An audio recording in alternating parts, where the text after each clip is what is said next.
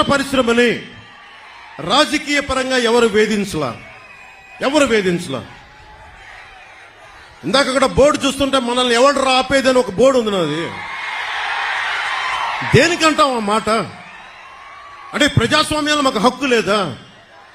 ఇక్కడున్న ఎమ్మెల్యేకి ఈ మాటలు కూడా మంచి రావట్లేదు, కొంచెం కోపాన్ని ఉంచుకున్నాం.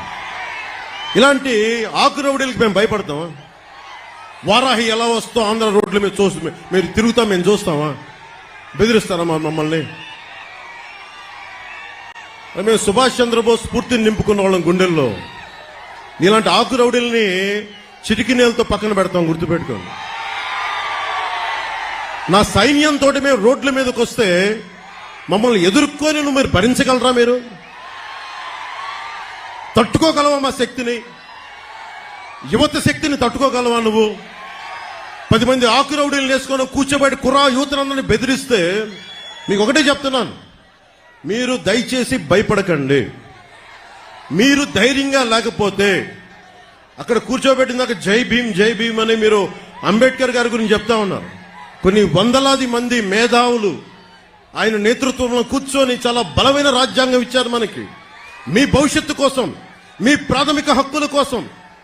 అలాంటి మీరు భయపడతా ఉంటే అది ప్రాబ్లం జగన్ గొప్పతనం కాదు, ఇక్కడున్న స్థానిక ఈ ఆకురౌడి ఎమ్మెల్యే కాదు.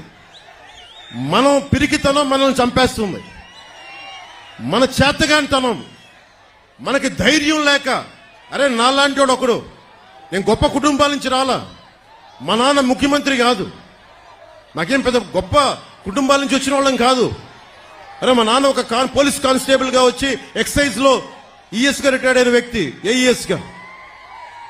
అలాంటి వ్యక్తి కుటుంబాల నుంచి వచ్చాం మేము ధైర్యంగా ఉన్నామంటే మీరెందుకు ధైర్యంగా ఉండలేరు? నా రక్తం వేరు, మీ రక్తం వేరా? నా గుండె వేరు, మీ గుండె వేరా?